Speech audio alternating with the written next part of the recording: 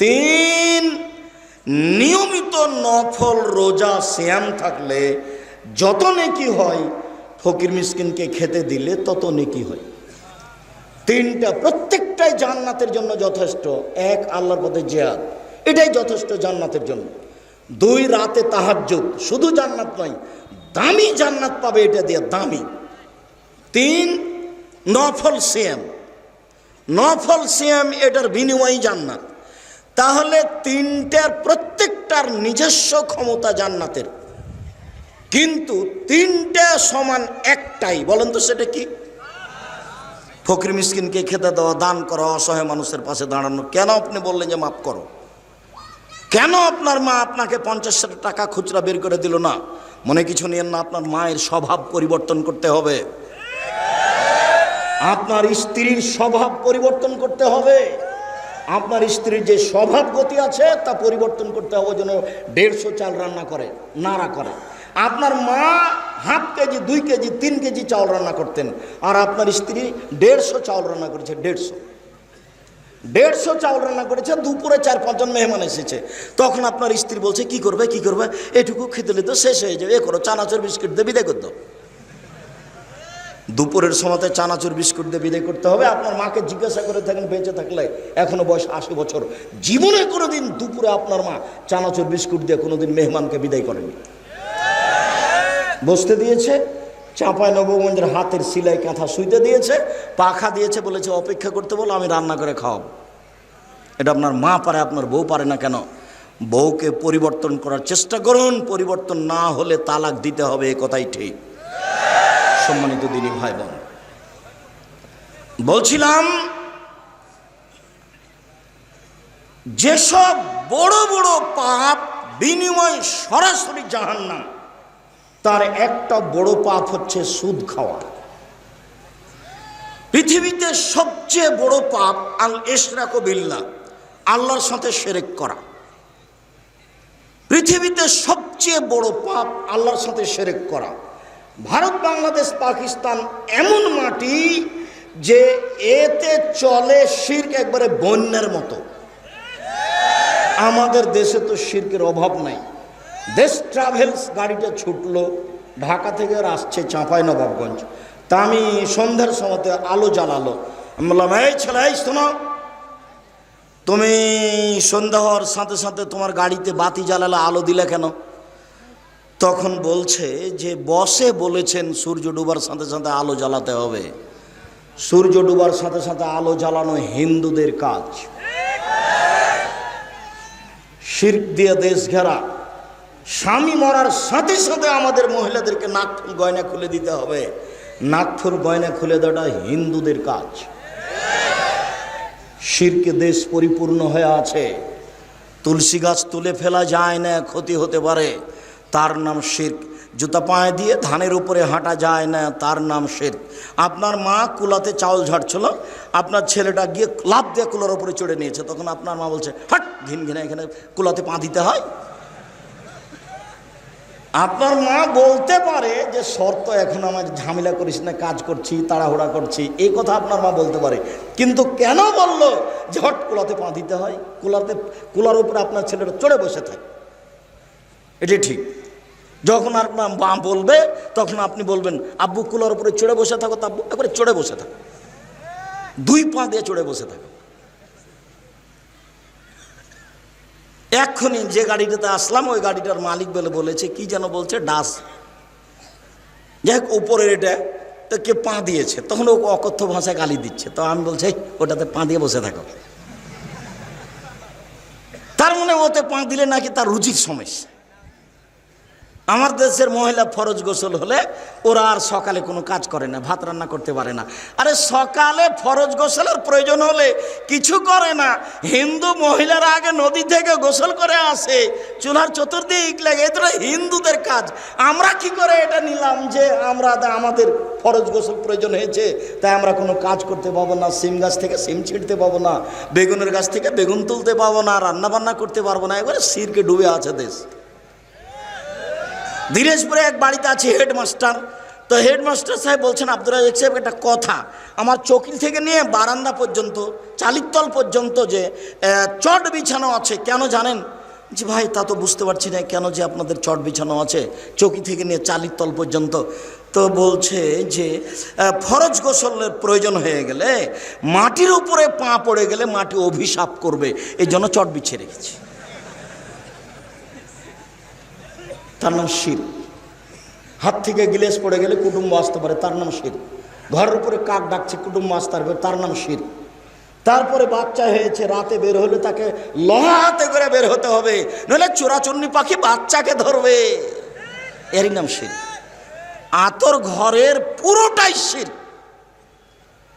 এই ছেলে, তোমার দাদিকে, আপনাকে বলছে, আপনার মাকে বলিয়েন তো যে বাচ্চা প্রসব হওয়ার সাথে সাথেই ওই বাচ্চার চোখে কাজল দিতে হবে এত কষ্ট করে কেন? আজ থেকে কোনোদিন কাজল দেবেন না, কোনো সমস্যা নেই। কেন তাকে 7 দিন ওইভাবে অপরিষ্কার কাপড় পরে বসে থাকতে হবে গোসল করা পর্যন্ত? বাচ্চা প্রসবের সাথে সাথে একবারে গরম পানি দিয়ে গোসল করে শাড়ি পরে থাকবে, দামি শাড়ি।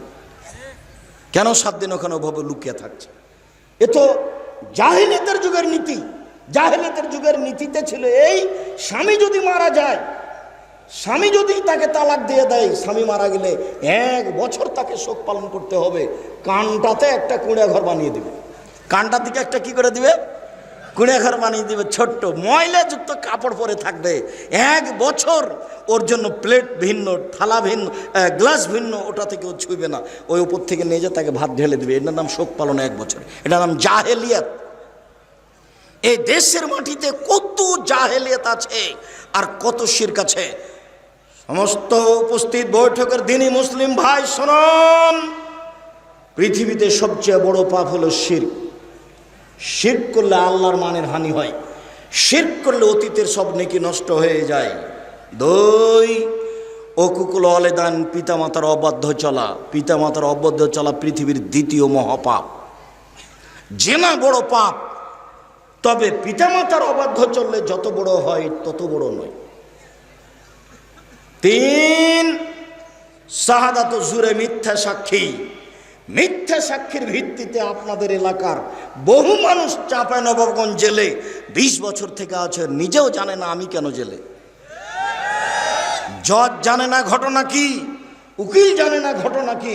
আপনি বাড়িতে দিন কাটাচ্ছেন, তাকে জেলে ঢুকিয়ে দিয়ে ও তার ছেলেটার মাথাতে একটু হাত দিতে পারে না আদর করে, ও তার মেয়েটার মাথায় একটু হাত দিতে পারে না, ও তার স্ত্রীর গায়ে একটু হাত দিতে পারে না। বছর বছর চলছে, জেলে আটকা আছে আপনার মিথ্যা সাক্ষীর কারণে।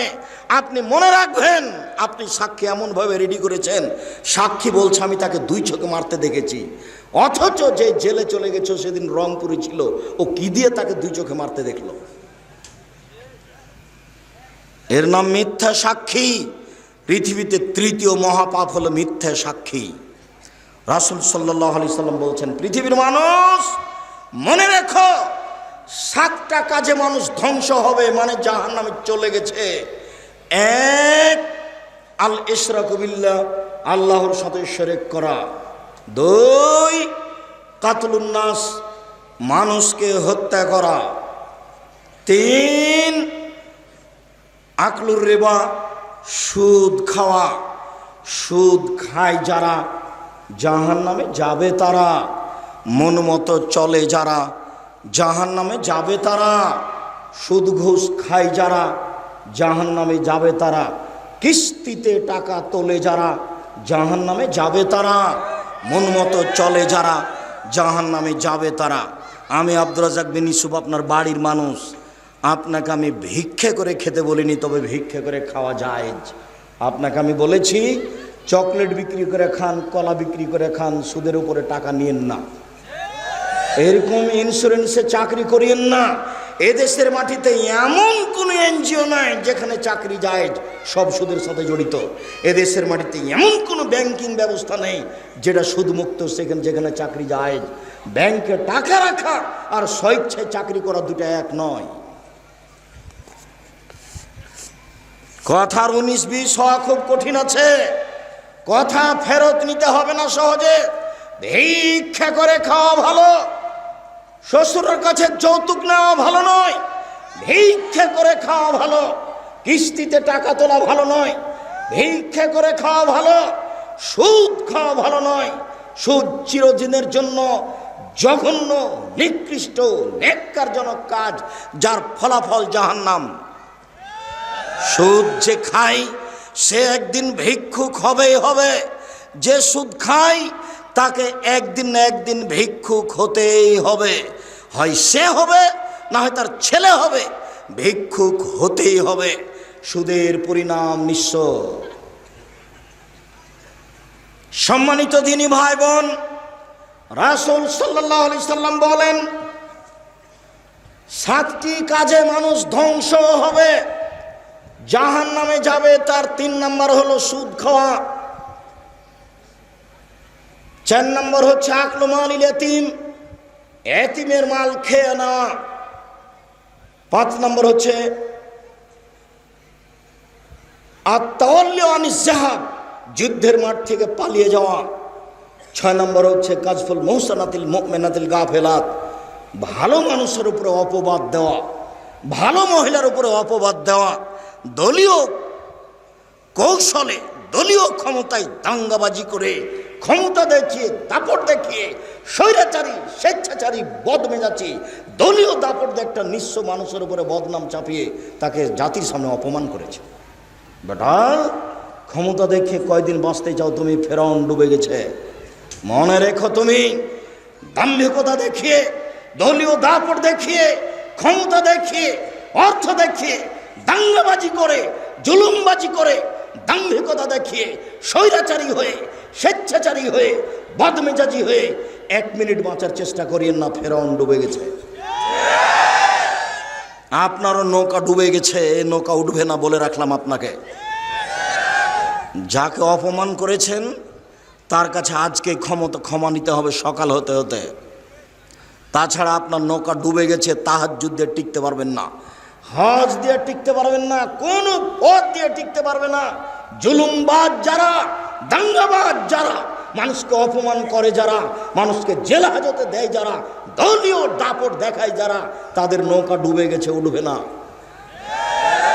নৌকা মহানন্দা নদীতে ডুবেনি, সাগরে ডুবে গেছে, যেখান থেকে উঠানো যাবে না।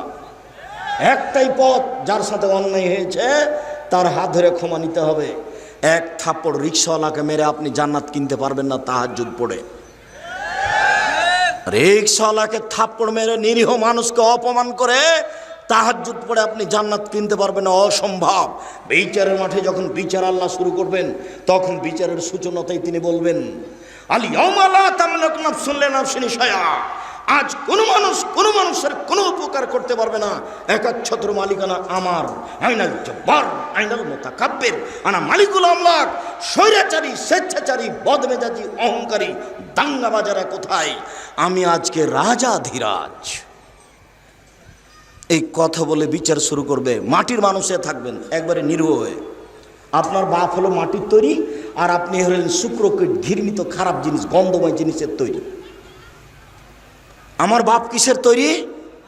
মাটির তৈরি। আর আমি হচ্ছি একটা নিকৃষ্ট, খারাপ, গন্ধময় জিনিস, শুক্রকীটের বীর্যর তৈরি। আমার কেন এত ক্ষমতা? আমি কেন মানুষের সামনে জুলুমবাজি করি? কেন আমি মানুষকে দাপট দেখাই? আমার বাপ মাটির তৈরি, মানে মাটি হয়ে যাব।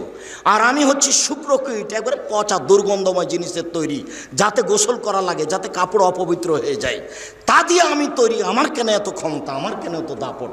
আমার তো ভিত্তিই ভালো নয়। আমি যেখান থেকে এসেছো, গায়ে কাপড়ে লেগে গেলে কাপড় খাঁচা লাগে, বোঝা যায় না কথা? আমি এই কথা বলিনি, এই কথা আল্লাহ বারবার বলছেন কোরআন মাজিদ। এই কথাই বারবার বলছে যে তুমি কেন অহংকার করো?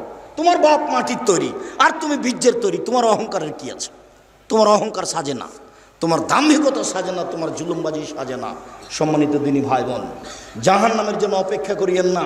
পৃথিবীর 3 শ্রেণীর মানুষ জাহান্নামে যাবেই। 3 শ্রেণীর মানুষ জাহান্নামে যাবে। 1, মদমেনুল খামর, যারা নিয়মিত বিড়ি, তামাক, জর্দা, সিগারেট, গুল, নেশাদার দ্রব্য খায়, পান করে, তারা জাহান্নামে যাবে। আজ থেকে এই সারা চাঁপাইনবাবগঞ্জে, এই দেবীনগর থেকে নিয়ে, সুন্দরপুর থেকে নিয়ে, আপনার যত আছে, টিকলির চর থেকে নিয়ে, নমপট থেকে নিয়ে যত এলাকা আছে, সব এলাকাতে আর কোনো দিন বিড়ি সিগারেট বিক্রি হবে না। সেদিন যেমন বলে গেছি যে ডুলি বিবি শব্দটাতে পেশাব করে দিয়ে উঠো, মানে ডুলি বিবি শব্দ আর কোনোদিন ব্যবহার করব না।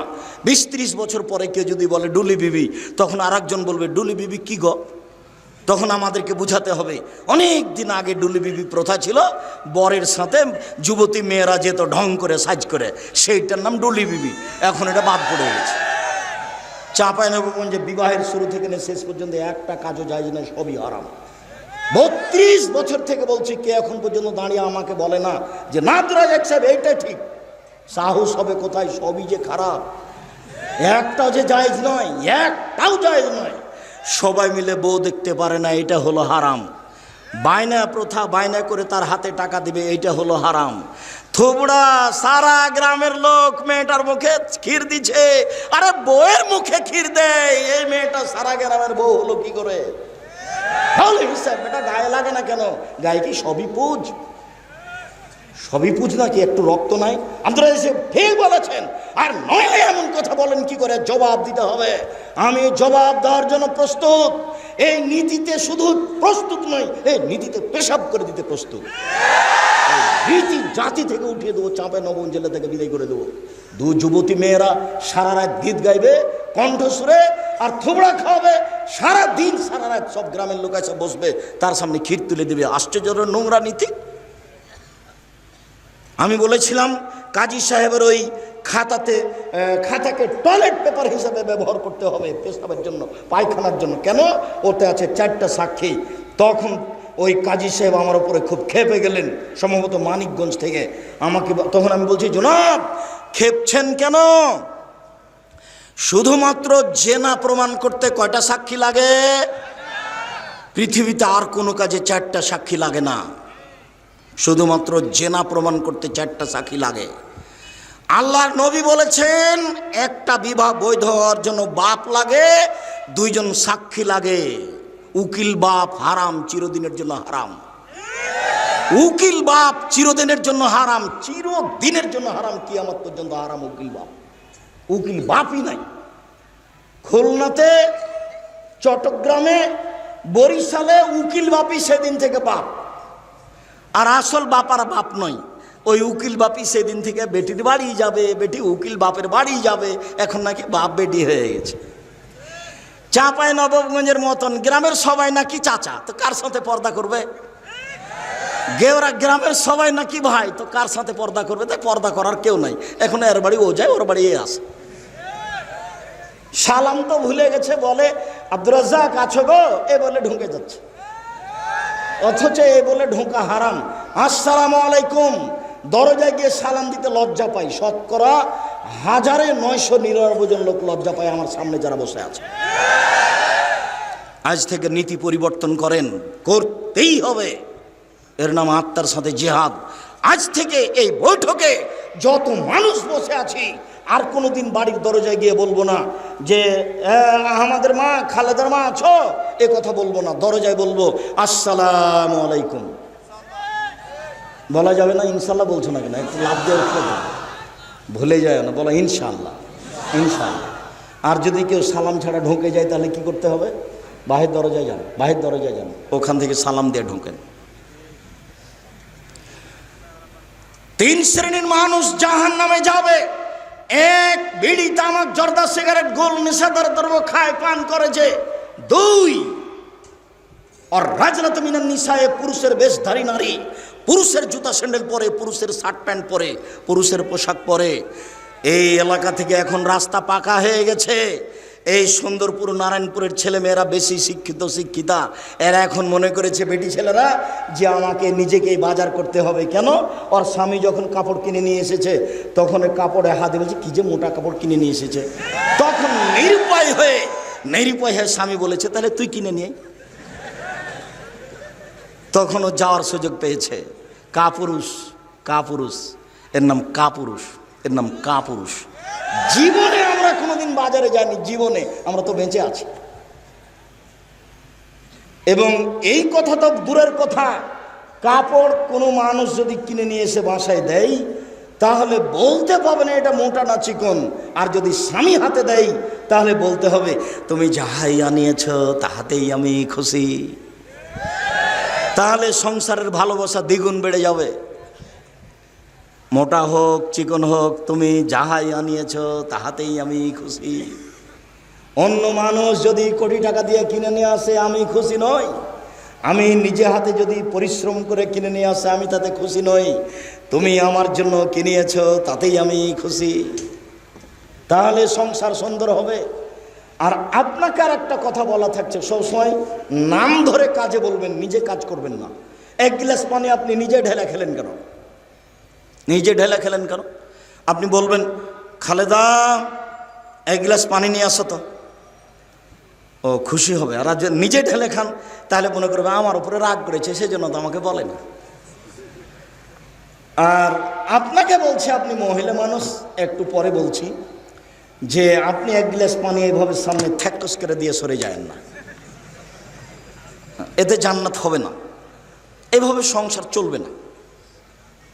আমি আপনার কাছে আসছি একটু পরেই, সম্মানিত দিনী ভাই বোন, এই কথাটা শেষ করে নিই। আমরা এখন রাস্তাঘাট পাকা, এর অর্থ আমার বোনকে আমার মাকে গিয়ে চাঁপাইনবাবগঞ্জের শহরে বাজার করতে হবে, সারা দিন এর ধাক্কা খেতে হবে, ওর ধাক্কা খেতে হবে। মোহর দিনে আপনি ধাক্কা খায় আর একজনের খারাপ লাগে না? একটু লজ্জা লাগে না? একটু শরম লাগে না? একটু হায়া লাগে না? একটু খারাপ লাগে না? একটু বোধোদয় না? একটু বোধগমন, একটা আত্মমর্যাদা নেই? আত্মমর্যাদা, আত্মমর্যাদা। উপস্থিত বৈঠকের দিনই মুসলিম শুনেন, উপস্থিত বৈঠকের দিনই মুসলিম বোন শোনেন। এই মেঘ, কথা বলছো কেন? তখন থেকে তোমার জন্যই কথা বলছি, আর তুমি কথা বলছো মানে লজ্জা হয় না তোমার? শরম হয় না তোমার? হায়া হয় না তোমার? ইতস্তবোধ হয় না তোমার? বোধোদয় নেই তোমার? বোধগম্য নয় তোমার? কোন সাহসে তুমি কথা বলো? তোমার বাপ তোমাকে কিছু বলে না, যার জন্য তুমি মনে করেছো এখানে আসলে তুমি ফুলে ধোয়া থাকবে নাকি? ভদ্রতা বজায় রেখে মুসলমানের মেয়ে হে বসে থাকো, আমি তোমার জন্য এসেছি। এই মাঠে আমি গত বছর আসতে পাইনি, আমার একটা দুঃখ বেদনা আছে, আমি সাধ করে তোমার জন্য এসেছি। তুমি মুখ খুলবে না, আমার কথা শেষ হবে তখন তুমি ভাবতে ভাবতে বাড়ি যাবা। এটা আমি ঐকান্তিক কামনা এ দেশের মানুষ হিসেবে তোমার কাছে আমি দাবি রাখি। যত দিনী ভাই বোন আছেন, শরীয়তের ব্যাপারে আমি আপনার কাছে আসতে চাই, আমার এটা দাবি আপনার কাছে। শরীয়তের ব্যাপারে আপনি আমার কাছে আসবেন, এটা আমার দাবি আপনার কাছে। জাতির যদি রাস্তাঘাট করে দিতে না পারি, জাতির যদি স্কুল কলেজ করে দিতে না পারি, জাতিকে চূড়ান্ত সঠিক ধর্ম দিতে পারবো ইনশাআল্লাহ। ধর্মের ব্যাপারে জাতিকে ফাঁকি দিয়ে পরকাল হারাতে রাজি নই। আর ধর্ম নিয়ে চিন্তা ভাবনা করি, হাতে ফতোয়া লিখছি প্রায় 24-25 বছর থেকে। কাজেই কেউ চট করে একটা কথা বলবে আর সেটাই প্রমাণ হয়ে যাবে, কথা নয়। একটা মমর্ষ ব্যক্তি, জানাজা ব্যক্তি, লোককে কবরে থাকা নিয়ে প্রায় 241টা বেদাত আছে, পুরোটাই বেদাত। লোকটা মরে জান যায়, আপনি তার পাশে সূরা ইয়াসিন পড়লেন কেন? কেন পড়বেন? সূরা ইয়াসিন পড়ে কোনো কিছু হবে না, আপনি পড়লেন কেন? মরার সাথে সাথে আপনি মুখটা ঘুরিয়ে দিলেন কেন? সাদা কাপড় দিয়ে ঢেকে দেন। মরার সাথে সাথে আপনি পেট চেপে পেশাব পায়খানা বের করলেন কেন? এই মহিলা বৈঠকের মহিলা দিনী বোন শোনেন, আপনাকে বলছে, এদিকে শোনেন। মহিলাটা মারা গেছে, আপনি পেট চেপে পেশাব পায়খানা বের করলেন কেন? কে বলেছে আপনাকে? আপনি এখন নখ কাটলেন কেন? নখ তো যখন শ্বাস ছিল তখন কাটতে হতো, শ্বাস বন্ধ হয়ে গেছে, সব এখন বিধান বন্ধ। আপনি এখন নখ কাটলেন কেন? মোচটা ছোট করলেন কেন? পরিষ্কার পরিচ্ছন্নতায় গেলেন কেন? সব বন্ধ, শুধু অজু দিয়ে গোসল দিতে হবে। ওকে সম্পূর্ণ বাম কাতে রেখে ডান কাতে পানি ঢেলে শরীরটা গোটা ভিজিয়ে দিয়ে, গোটা শরীরের সাবান লাগিয়ে দিয়ে, খুব হাত দিয়ে ডোলে, শক্ত করে ডোলে, পরিষ্কার করে ঝকঝকে করে ধুতে হবে। 3 বার, 5 বার, 7 বার ঝকঝকে করে পরিষ্কার করে ধুতে হবে। ধুয়ে সাদা কাপড় 3টে বিছিয়ে দিয়ে, লাশটা উঠিয়ে দিয়ে, ডানেরটা বামে, বামেরটা ডানে। লাশের পা আগে যাচ্ছে না, মাথা আগে যাচ্ছে, এটা বিবেচনার দরকার নেই। লাশকে সামনে রেখে 2-3জন বক্তব্য দিতে পাবে না। চেয়ারম্যান একবার, মেম্বার একবার, গ্রামের সর্দার একবার, ওর বাপ একবার, ওর বেটা একবার, না, এগুলো একটাও চলবে না। 2-1টা কথা ইমাম বলতে পারেন, তার একটা কথা থাকবে যে এর ঋণ আছে নাকি, ঋণ থাকলে জানাজা হবে না। ব্যাংকে লোন নিয়ে কোনোদিন ব্যবসা করিয়েন না। এই ছেলে, এই যুবক শোনো, ভিক্ষা করে খেতে প্রস্তুত আছি, ব্যাংকে লোন নিয়ে ব্যবসা করব না। ও ব্যাংকে চাকরিজীবী, আপনাকে বলছি, সরকার আপনাকে লোন দিয়েছে, বাড়িতে 5 তলা করেছে লোনের টাকায়, আপনার তো জানাজা হবে না, ছেলেরা তো এই বাড়িতে বসবাস করবে, জানাজাই হবে না আপনার, জাহান্নাম জান্নাত পরে, জানাজাই নেই। লোন আছে যার, তার জানাজা নেই। যতক্ষণ পর্যন্ত লোন পরিশোধ না হবে ততক্ষণ পর্যন্ত জানাজা হবে না। দেখি কে আছে এমন তার জানাজার বৈধতা দিতে পারে। মাটি দেওয়ার সময়তে বিসমিল্লাহ বলে মাটি দিতে হবে, যেদিকে পা থাকে সেদিক থেকে ঢোকাতে হবে। তার মানে কোন দিক থেকে বলেন তো? কোন দিকে পা থাকে? এই ছেলে বলো, দক্ষিণ দিকে। বলতে পারছো না কেন?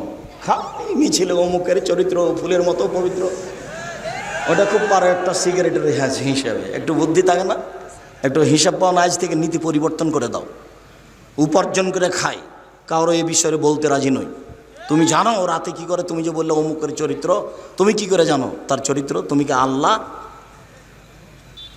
তুমি কেন গেলে এখানে আর একজনের এইভাবে সাফাই গাইতে? একটা সিগারেটের কারণে তোমার ইতস্তবোধ হয় না? রুজি উপার্জন করে খাও। আরে ভিক্ষা করে খাবো কেন? মানুষের বাড়িতে কাজ করে খাবো, মানুষের বাড়িতে কাজ করে খাবো। ক্ষমতা নিয়ে বসবাস করবো, সাহস নিয়ে ইমান নিয়ে বসবাস করব। একদিন চকলেট দিয়ে ব্যবসা করেছি, একদিন কাপড়ের ব্যবসা করব, একদিন কোটি টাকার ব্যবসা করব, একদিন উসমানের মতো ধনী হবে এই মাটিতে। ব্যবসা করে জাতির উপকার করবো ইনশাআল্লাহ। চাঁপাইনবাবগঞ্জে বাড়ি, সেই জন্য 5 বছরে আম বাগান বিক্রি করে আপনার লন্ডনে বাড়ি করব না। 5 বছরের জন্য বিক্রি কয়েক কোটি টাকায়, এই একবার নগদ জাহান্নাম। কিভাবে দিন কাটছে কেউ একটু বুঝতে চায় না। সম্মানিত দিনী ভাই বোন, বলছিলাম পুরুষের বেশধারী নারী যারা, তারা জাহান্নামে যাবে। 3 ও দায়ু সালে ইউক্রেফি আলাইল খাবাসা, যে তার বাড়িতে বেহাইয়ের সুযোগ দিয়েছে, যার মেয়ে নগ্ন পোশাকে স্কুল কলেজে যায়, যার স্ত্রী নগ্ন পোশাকে চলে, সেই হচ্ছে দায়ুস। এমত অবস্থায় তাহাজ্জুদ পড়ে সফলতা অর্জন করতে পারবে না।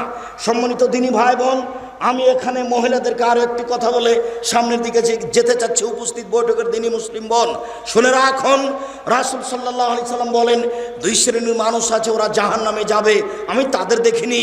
2 শ্রেণীর মানুষ আছে ওরা জাহান্নামে যাবে, আমি তাদের দেখিনি। 2 শ্রেণীর মানুষ আছে ওরা জাহান্নামে যাবে, আমি তাদের দেখিনি। 1, ওদের হাতে থাকে লাঠি গাভীর লেজের মতো, ওরা তা দিয়ে মানুষকে মারে, এরা জাহান্নামে যাবে। 2, নিসাউন, মহিলা, কাসিয়াতুন, কাপড় পরে থাকে, আরিয়াতুন, উলঙ্গ, মমিলাতুন, এরা পুরুষকে নিজের দিকে আকৃষ্ট করে, মায়েলাতুন, এরা নিজেরা আকৃষ্ট হয়। লায়াত খুললাল জান্না, এরা জান্নাতে যাবে না। জান্নাতে তো যাবে না, যাবেই না। ওলা ইয়াজিদনা রিহাহা, এরা জান্নাতের গন্ধ পাবে না। ফাইনা রিহা আল্লাহ তুজাদু মিন মাসরিতে কাদা ওয়া কাদা, যে জান্নাতের গন্ধ 1 বছরের দূরত্ব পথ থেকে পাওয়া যায়। এখানে জান্নাত আছে, এখানে একটা দ্রুতগামী ঘোড়া দৌড়াতে আরম্ভ করলো, 1 বছর দৌড়িয়ে যেখানে যাবে, ওর মাথায় আপনি যদি দাঁড়ান তাহলে জান্নাতের গন্ধ পাবেন, অথচ এই মহিলা জান্নাতের গন্ধ পাবে না। নগ্ন পোশাক মানে, এই ছেলে, তোমার মা এখন এখানে বসে আছে ছোট ব্লাউজ পরে, যারা হাত থেকে বাকি দেখা যায়, এটা কি ভালো পোশাক? তোমার মা যে ব্লাউজ পরে আছে তার সব নিচের দিক পেটে দেখা যাচ্ছে, এটা কি ভালো পোশাক? আমি শাড়ি হারাম বলিনি, তবে আমি বলেছি শাড়ি ভালো পোশাক নয়। আমি বলেছি সালোয়ার কামিজ মেক্সি চাদর পরতে হবে। যদি শাড়ি পরে তাহলে হাত হতে হবে ব্লাউজের কবজি পর্যন্ত, নিচের দিকে নিচে চলে যেতে হবে, 1.5-2 গজ কাপড়ের ব্লাউজ বানাতে হবে। আর শাড়ি পরে যদি বাইরে বের হতে চাই তাহলে পা মোজা পরে বের হতে হবে, নইলে যখন অটোতে পা উঠাবে তখন হাঁটু পর্যন্ত দেখা যাবে। শাড়ি আমি না কচ করিনি, তবে শাড়ি ভালো পোশাক নয়। আমি বলেছি সালোয়ার কামিজ মেক্সি চাদর পরুন। সম্মানিত দিনী ভাই বোন, বলছিলাম এরই নাম হচ্ছে নগ্ন পোশাক, বিনিময় জাহান্নাম। আবার যখন ওরা রাস্তায় হাঁটে তখন সব পুরুষ তাকে দেখতে থাকে, আবার ওরা যখন রাস্তায় হাঁটে তখন কেন জানি কেমন কেমন করে, আনছান আনছান করে, একবার এই দিকে যায়, একবার ওই দিকে যায়, একবার হাত নাড়ে, একবার মাথার চুল নাড়ে। তার মানে পরিবর্তন হয়েছে ও নিজেই পুরুষের দিকে আকৃষ্ট হয়েছে, যা রাসূল সাল্লাল্লাহু আলাইহি সাল্লাম বলেন, এই ছেলে, 2-1টা ছেলে বাচ্চা আপনার পাশ থেকে উঠে যদি তা আপনি ঠেকাবেন কেন? ও তো এসব কথা বুঝতে পারে না, ও যেতে চাইবে, আর যার সামনে দেয়া যাবে সে কথা ধরে রাখতে পারবে না। আর আপনি দয়া করে কোনো প্রয়োজন আমাকে দেখায়েন না কিছুক্ষণ। সম্মানিত দিনী ভাই বোন, রাসূল সাল্লাল্লাহু আলাইহি ওয়াসাল্লাম বলেন, লানা রাসূলুল্লাহ সাল্লাল্লাহু আলাইহি সাল্লাম আকেল রিবা ওয়া মুকিলাহু ওয়া কাতিবাহু ওয়া শাহিদাইহি। যে সুদ খায় তার উপরে অভিশাপ, যে সুদ দেয় তার উপরে অভিশাপ, যে সুদ নেয় তার উপরে অভিশাপ, যে সুদের অঙ্ক কষে তার উপরে অভিশাপ, যে সুদের সাক্ষী থাকে তার উপরে অভিশাপ, ব্যাংকে যত ব্যবস্থাপনা আছে সবার উপরে অভিশাপ। আমি বলিনি, আমি অনুবাদক। শেষ বাক্যে তিনি বলেছেন হোম সওয়া, আজ থেকে তওবা করে উঠতে হবে, আর যেন কিস্তি না চলে। তোমার চলবে না, তোমার বাপের চলবে না, তোমার বোনের চলবে না, তোমার মায়ের চলবে না, একবারে টোটালি কিস্তিতে পেশাব করে উঠতে হবে। আবু হুরায়রা রাদিয়াল্লাহু তাআলা আনহু বলেন, রাসূল সাল্লাল্লাহু আলাইহি সাল্লাম বলেছেন, মায়াকুল দিরহাম রিবাহু ইয়ালাম আসাদু মিন সিদ্দাতি ওয়া সালাসিনা জিনিয়া। কেউ যদি জেনে শুনে 1 টাকা সুদ খায়, 36 বার জেনা করে যত পাপ হবে, 1 টাকা সুদ খেলে তার চেয়ে বেশি পাপ হবে। আমি বলিনি, আমি অনুবাদক, এ কথা আমি বলিনি। হ্যাঁ বাচ্চা, এই কথা আমি বলিনি, আবার অনুবাদ করছি। রাসূল সাল্লাল্লাহু আলাইহি সাল্লাম বলেন, মায়াকুল দিরহাম রিবা ওয়া ইয়ালাম। কেউ যদি জেনে শুনে 1 টাকা সুদ খায়, হে আসাদু মিন সিদ্দাতি ওয়া সালাসিনা জিনিয়া, 70 বার জেনা করে যত পাপ হবে, তার চেয়ে বেশি পাপ হবে 1 টাকা সুদ খেলে। 36 বার, 36 বার জেনা করে যত পাপ হবে, 1 টাকা সুদের পাপ বেশি হবে। তিনি বলেন, আর রিবা সাবুনা জুজান, সুদের 17টি ভাগ রয়েছে। আইন সারহা আইন কহরাজুল উম্মাহু, তার সবচেয়ে ছোট ভাগ হলো মার সাথে জেনা করলে যেমন পাপ হয়। লজ্জা লাগে না? এই ছেলে, কত টাকা সুদ খেয়েছো, তুমি লজ্জা করো না? তোমার শরম লাগে না? এই বেটা, মুখ নিচু করে বসে আছো কেন? তওবা করে উঠো। ভিক্ষা করে খেতে রাজি আছি, আজ থেকে সুদের মুখে পেশাব করে দেবো।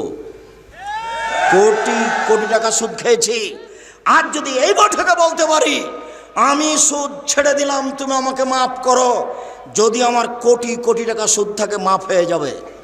রিক্সাওয়ালাকে যদি আমি দাম্ভিকতা দেখে 1 থাপড় মেরে থাকি, তাহলে আর পাপ ক্ষমা হবে না।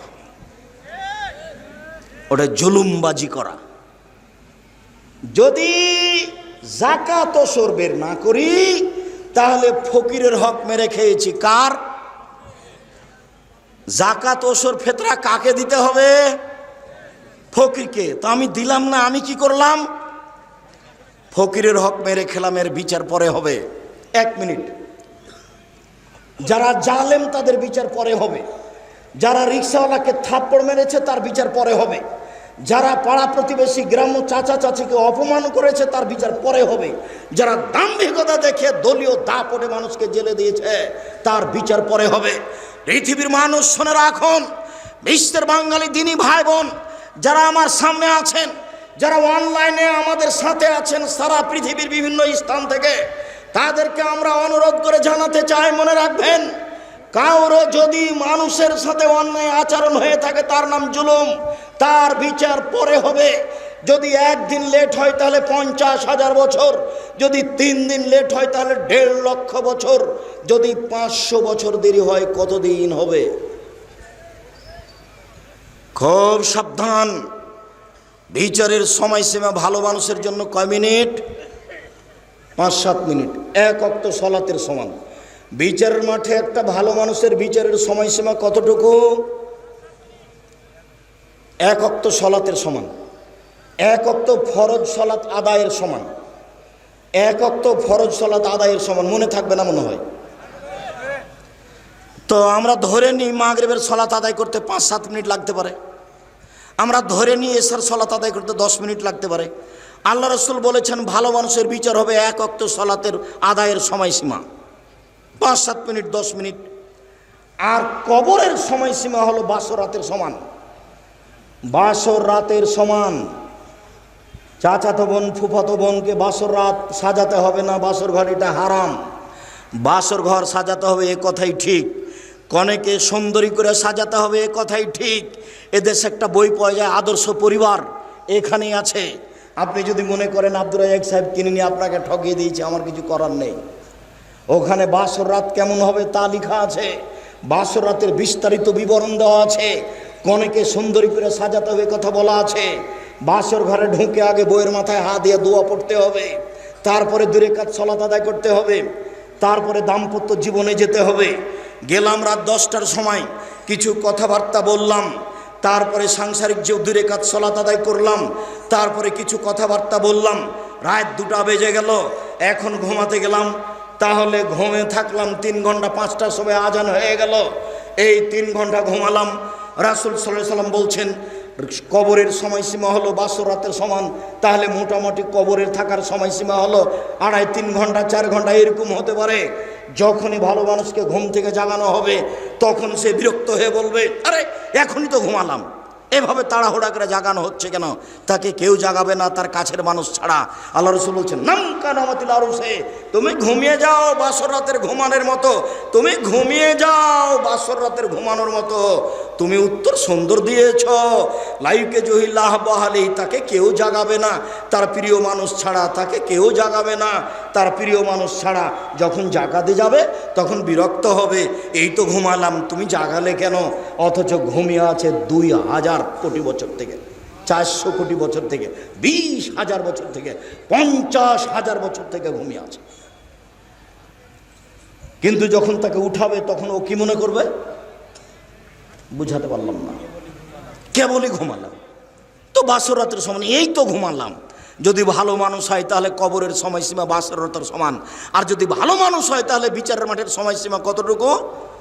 5-7 মিনিট, 10 মিনিট, 1 ওয়াক্ত সালাত আদায়ের সমান। বিচারের মাঠে যদি জালেমের 1 দিন দেরি হয় তাহলে 50,000 বছর, 3 দিন যদি লেট হয় তাহলে 1.5 লক্ষ বছর, যদি 500 বছর দেরি হয় তাহলে কতদিন আমি বলতে অক্ষম। সম্মানিত দিনী ভাই বোন, ভুলেও কোনোদিন জুলুমবাজি করে 1 দিন 1 ঘন্টা বাঁচার চেষ্টা করবেন না। ফেরাউন ডুবে গেছে, আমার জন্য নৌকা ডুবে না যায়, আমি একটু বাঁচতে চাই। সংবরণশীল হয়ে, ধৈর্যশীল হয়ে, ধৈর্যের পরিচয় দিয়ে কাউকে গালি না দিয়ে করছে বেটি কেমন হয়ে আছে, এটাই হলো শব্দ, আর কিছু না। তখন আমার নানি কি বুঝলেন? বেটি যে দেখা এলে তুমি তো কি বুঝলেন? হয়তো বেটির সাথে দেখাই হয়নি, বাইরে বসে দেখে কীভাবে চলে গেছে, এমন হয় তো দুনিয়া থেকে তো চলে গেছে, সময় তো শেষ হয়ে গেছে। এইভাবে বেঁচে থাকতে হবে না যাতে মানুষ কষ্ট পাবে, প্রয়োজন নাই। এই তো সেদিন ছিল 40 বছর বয়স, আজ দেখছি 60 বছর বয়স। তাহলে আবার কয়দিন পরে ঘুম থেকে উঠে দেখবো আমার বয়স 77 হয়ে গেছে, 80, আমি এখন মরছি, ছেলেরা সব প্রস্তুত, তাড়াহুড়া করে চাপাই নিয়ে যাবে, মেডিকেলে নিয়ে যাবে, যেতে যেতে শেষ। কেন আপনি এই জীবনে এরকম করছেন?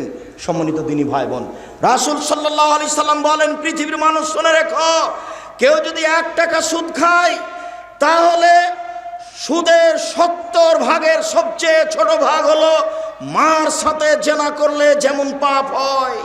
ভাষাটা কেমন? সুদের ব্যাপারে আল্লাহ রাসূল যেমন ভাষা ব্যবহার করেছেন, পৃথিবী তার কোনো জায়গাতে কোনো পাপের ব্যাপারে এরূপ ভাষা ব্যবহার করেননি। এক খেলে একটু চেয়ে থাকবেন, কেউ নড়াচড়া করবেন না, নইলে বুঝতে পারবেন না আমি হাদিস একটা লম্বা অনুবাদ করছি। এই সুদ দেখাতে গিয়ে সামরা ইবনে জুনদুব রাদিয়াল্লাহু তাআলা আনহু বলেন, রাসূল সাল্লাল্লাহু আলাইহি সাল্লাম একদা ফজরের সালাত আদায় করে আমাদের মুখামুখি হয়ে বললেন, হাল রাহাদুকুম মিনকুম আর-রুয়া, সঙ্গী সাথে তোমরা গত রাত্রে কোনো স্বপ্নে কিছু দেখেছো? কুলনা না, আমরা বললাম জি না, আমরা আজ রাত্রে স্বপ্নে কিছু দেখিনি। তিনি বললেন, ইন রাআইতুল্লাইলাতা রাজুলাইনে, আমি গত রাত্রে 2 জন লোককে দেখলাম, ফাতায়ানি, তারা 2 জন আমার কাছে আসলো, ফাঁকা যাবে দাইয়া, তারা আমার 2 হাত ধরে আমাকে টেনে নিয়ে যেতে লাগলো বাইতুল মুকাদ্দাসের দিকে। টেনে নিয়ে যেতে যেতে দেখলাম একটা লোক বসে আছে, একটা লোক দাঁড়িয়ে আছে, তার হাতে একটা লোহার বাঁকা লাঠি আছে। লোহার বাঁকা লাঠিটা তার মুখের ডান দিক দিয়ে ঢুকিয়ে দিচ্ছে, ফেড়ে বাম দিকে নিয়ে যাচ্ছে, আবার তার বাম দিকে লাগাচ্ছে, আবার মুখটা ফেড়ে পিছন দিকে নিয়ে যাচ্ছে। বাম দিক ফেড়ে ফেলতে না ফেলতেই ডান দিক আবার ঠিক হয়ে গেছে। যতবার এরকম করছে অপর দিক ঠিক হয়ে যাচ্ছে। আমি বললাম, জিবরাইল মা হাজা, একই কথা। তারা 2 জন বলেন, ইনতালেক, চলতে থাকেন। ফানতালেক না, কিছু না বলে চলতে থাকলাম। চলতে চলতে দেখি একটা রাজুল, একটা মানুষ শুয়ে আছে, পাশে একটা লোক দাঁড়িয়ে আছে, তার হাতে একটা পাথর আছে। ফাজারা বাহু দাদা দাহাল হাজারো ফান্তালা গাইলাই হে, তার মাথার উপরে মাংছে জোরে পাথরের বাড়ি, মাথাটা ভেঙে একবারে ছাতু ছাতু হয়ে যাচ্ছে, পাথর ছিটকে দূরে চলে যাচ্ছে। সে পাথর নিয়ে আসতে যাচ্ছে, আনতে নানতে দেখে মাথা ঠিক হয়ে গেছে, আবার মারছে, আবার পাথরটা চলে যাচ্ছে ওইদিকে, আবার নিয়ে আসছে। আমি বললাম মা হাজা একই দৃশ্য। তারা দুজন বলেন ইনতালেক চলতে থাকেন। কিছু না বলে আমি চলতে থাকলাম। চলতে চলতে চলে আসলাম একটা গর্তের কাছে। আলা হুসাই কোনো আসফালও আছে, সেই গর্তের উপর দিক সংকীর্ণ, নিচের দিক প্রশস্ত। ওই তন্দুরি রুটি যে চুলাতে বানায় সেরকম। তথা নারাও তাহাতুন, তার ভিতরে দেখি দাদা দাদা দাদা করে আগুন জ্বলছে। ফাইজা ইর্তাফাও, যখন আগুনটা জোরে জ্বলে উঠছে তখন ওর ভিতরে যা কিছু আছে সব উপরে চলে যাচ্ছে, মনে হচ্ছে যেন বের হয়ে পড়ে যাবে। ফাইজা খামেদাত রাজাও ফিহা, যখন আগুনটা একটু কমে যাচ্ছে তখন সব ভিতরে চলে যাচ্ছে। ফাইজা নিসাউন ওরাতুন, দেখি উলঙ্গ অবস্থায় পুরুষ আর নারী জমা হয়ে দাদা দাদা করে উপরে উঠে যাচ্ছে, আবার নিচে নামছে, আবার উঠে উপর চলে যাচ্ছে। দুইজন জমা ধরে আছে, তাদের পরনে কোনো কাপড় নাই। দৃশ্য দেখে অবাক হয়ে গেলাম। আমি বললাম মা হাজা জিবরাইল একই দৃশ্য কালা। তারা দুজন আমাকে কিছু বললেন না, ইনতালেক চলতে থাকলেন। আমিও বললেন চলেন, আমিও চলতে থাকলাম। চলতে চলতে চলে আসলাম একটা রক্তের নদী। দেখি নদীতে শুধু রক্ত, পানি টানি নাই, কিছু নেই। রক্তের নদীর মাঝে একটা লোক আছে, পাশে একটা লোক রয়েছে। যে লোকটা পাশে আছে তার হাতে একটা আছে, পাথর আছে। যতবার রক্তের নদী থেকে লোকটা উঠতে চাচ্ছে ততবার পাশ থেকে মেরে তার মুখকে ভেঙে চুর করে দিচ্ছে, চুরমার করে দিচ্ছে। ও ভিতরে চলে যাচ্ছে, আবার আসার চেষ্টা করছে, আবার পাথর মারছে। আমি বললাম একই দৃশ্য। তারা দুজন বললেন ইনতালেক চলতে থাকেন। আমি আর কিছু না বলে চলতে থাকলাম। চলতে চলতে চলে আসলাম একটা বাগানে। সেই বাগান দেখি খুব সুন্দর বাগান, অফিয়া সাজারাতুল আজিমা। বাগানে দেখি একটা খুব বিরাট গাছ। সেই গাছের পাশে দেখছি একটা বৃদ্ধ মানুষ হেলান দিয়ে বসে আছেন। দেখি একটা দূরে একটা লোক, তার হাতে একটা লোহার লাঠি আছে। নারা, ও আগুনকে এভাবে লোহার লাঠি দিয়ে উত্তেজিত করছে। ফাসায়দাবিয়া সাজারা, তারা দুজন আমাকে ধরে গাছের উপর দিকে নিয়ে চলে গেলেন। মাঝামাঝি দিকে একটা ঘরে ঢুকে দিলেন। আরে গাছের মাঝামাঝিতে ঘর, এত সুন্দর দামি ঝকঝকে ঘর, ঝকঝকে ঘর আমি জীবনে কোনো দিন দেখিনি। সব কিছু দেখলাম। সেখানে দেখি যুবক, যুবতী, পুরুষ, নারী, বৃদ্ধ, সব বৃদ্ধা পরিপূর্ণ হয়ে আছে। তারা দুজন আমাকে সেখান থেকে বের করে নিলেন, আর উপরে নিয়ে গেলেন, আর একটা ঘরে ঢোকালেন। দেখি সেই ঘর আগের ঘরের চেয়ে অনেক উত্তম। সেই ঘরে আছে শুধু যুবক আর বৃদ্ধ মানুষ আছে। এইবার তারা দুজনকে আমি বললাম এতক্ষণ পর্যন্ত যা কিছু দেখলাম আমাকে বলে দেন। তখন তারা দুজন বললেন আচ্ছা আচ্ছা ঠিক আছে, সব বলে দিচ্ছি আপনাকে। আপনি কি দেখলেন? ওই যে প্রথমে দেখলেন একটা লোক বসে আছে, তার মুখের ডান দিক দিয়ে লাঠি ঢুকিয়ে ফেড়ে পিছন দিকে নিয়ে যাচ্ছে, বাম দিকে লাঠি ঢুকিয়ে ফেড়ে পিছন দিকে নিয়ে যাচ্ছে। ফারাজুলুন কাযাব, মিথ্যা কথা বলতে। যারা জীবনে মিথ্যে কথা বলবে তাদের এই অবস্থা হবে। যতদিন পর্যন্ত বিচার না হয়েছে এরকম হতে থাকবে। মিথ্যা কথা বললেন কেন? সুলিও হবে না, ফাঁসিও হবে না। কেন আপনি মিথ্যা কথা বলতে গেলেন? কেন আপনি মিথ্যা সাক্ষী দিবেন? হাদিস বুখারী মুসলিম এক খেয়ালে চেয়ে থাকবেন। যার মুখ ফেড়ে ফেলা হচ্ছে এ হলো মিথ্যুক। বিচারের দিন পর্যন্ত এইভাবে তার শাস্তি হতে থাকবে। বিচার হলে কি হবে? বুঝাই যাচ্ছে জাহান্নাম হবে, তবে আল্লাহ ভালো জানে। দুই, ওই যে দেখলেন যে লোকটা শুয়ে আছে, পাশ থেকে পাথর মেরে তার মাথাকে ভেঙে চৌচির করে দেওয়া হচ্ছে। রাজুলুন আলেম, উনি হচ্ছেন মাওলানা মানুষ। উনি কেমন মানুষ? মাওলানা মানুষ। হুজুর এবার আটকা পড়েছে। বক্তা শ্রোতার পরিচয় বই পড়তে হবে, জরুরি। হুজুরকে দিয়ে জাহান্নাম উদ্বোধন হবে। কাকে দিয়ে জাহান্নাম উদ্বোধন হবে? হুজুরকে দিয়ে। আল্লাহ রসুল বলছেন যে জিবরাইল আমাকে মেরাজে নিয়ে যাচ্ছেন উপরে। হঠাৎ দেখি অনেক মানুষ যাদের ঠোঁট এবং জিভাকে আগুনের কেঁচি দিয়ে কেটে দেওয়া হচ্ছে, আগুনের কেঁচি দিয়ে জিভা কেটে দেওয়া হচ্ছে। আমি বললাম জিবরাইল মান হাওলা, একই কথা। চি চি চি চি চি চি, জিভা কোনো আগুনের কেঁচি দিয়ে কেটে দেওয়া হচ্ছে। তখন জিবরাইল বলছেন হাওলাই খতবান উম্মতেক, এরা হচ্ছে আপনার উম্মতের বক্তা, যারা বক্তৃতা করে বেড়াতো। আমি জানি না আপনার মুফাসসিরের কি হবে। আপনার মুফাসসির দিয়াড়ের মাটিতে এসে 3 ঘন্টা বক্তব্য দিল, তারপরে বলছে এ আয়াতের তাফসির তো আরো 2 দিন লাগবে। আল্লাহর কসম ওরকম তাফসির দুনিয়াতে নাই। আপনি বাস্তব পরীক্ষা করবেন, এই ছেলে কতদিন থেকে টাকা এভাবে উঠাও গো তাফসির মাহফিলে, বলো যে ভুল হয়েছে আর কোনো দিন করবো না। এই ছেলে শোনো, তোমাকে বলছি, বাংলা তাফসির ইবনে কাসির পাওয়া যায় সবচেয়ে বড় এবং ব্যাপক। তোমার হুজুরকে বলে দিও সূরা কাহফের 10 নম্বর আয়াত পর্যন্ত তাফসির করবেন, তারপরে তুমি বাংলা খুলে বসে থাকবা। আল্লাহর হস্তে তোমার সাথে তার কোনো মিল খাবে না। তোমাকে ফাঁকি দিয়েছে, জাতিকে ফাঁকি দিয়েছে, 20,000 টাকা লস হয়েছে, আবার মুরগির গোস্ত, আবার একটু মনে গেলে চোখ গরম। হ্যাঁ, গাড়ি পাঠাননি, আমি দেখে আসছি না, 90 সাল থেকে দেখছি। কতদিন থেকে? 90 সাল থেকে দেখছি। আমি কোনোদিন বলিনি গাড়ি কোথায়, কোনো দিন বলিনি গাড়ি কোথায়, ব্যবস্থাপনা ভালো হয়নি কেন, কোনোদিন বলিনি। বিমানবন্দরে ঢুকে যখন বিমানে উঠতে যাই, তখন যারা নিয়ে যায় তারা বলে আপনি থামেন, আপনি এখানে বসে থাকেন। তো কিছুক্ষণ পরে বলে যে চলেন। তার মানে ওই আর সব আমলোক যে গাড়িতে উঠেছে ওকে আমাকে ওখানে উঠতে দিবে না। ওই পার্সোনাল একটা গাড়ি নিয়ে এসেছে, তার নাম ভিআইপি বলছে। আমি ভিআইপি হিসাব করি না কোনোদিন। যখন যেখানে যাই পিছনে মানুষ এমনি হেঁটে বেড়াচ্ছে। এরা আল্লাহর অশেষ দয়া, এর নাম দয়া। এর নাম কি?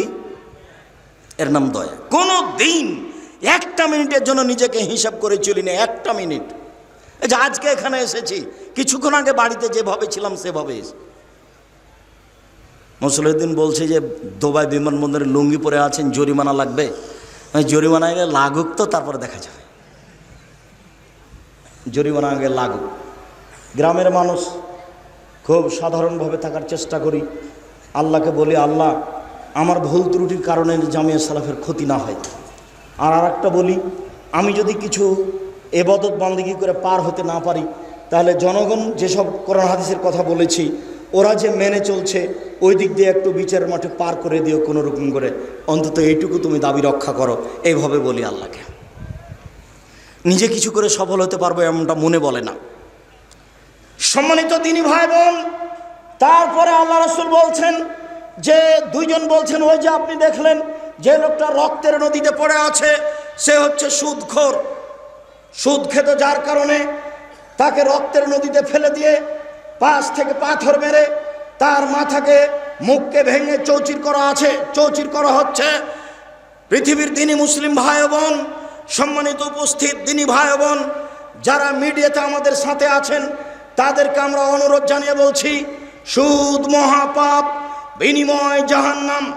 কেউ যদি সুদ খায় তার উপরে আল্লাহর অভিশাপ হবে, রাসূলের অভিশাপ হবে। কেউ যদি 1 টাকা সুদ খায় তা হবে 36 বার জেনা করে যত পাপ হবে, 1 টাকা সুদ খেলে তার চেয়ে বেশি পাপ হবে। কেউ যদি সুদ খায়, সুদের পাপের 17টি ভাগ রয়েছে। ছোট ভাগ হলো মার সাথে জেনা করলে যেমন পাপ হয়। কেউ যদি সুদ খায় তাহলে তাকে রক্তের নদীতে ফেলে দিয়ে তার মুখে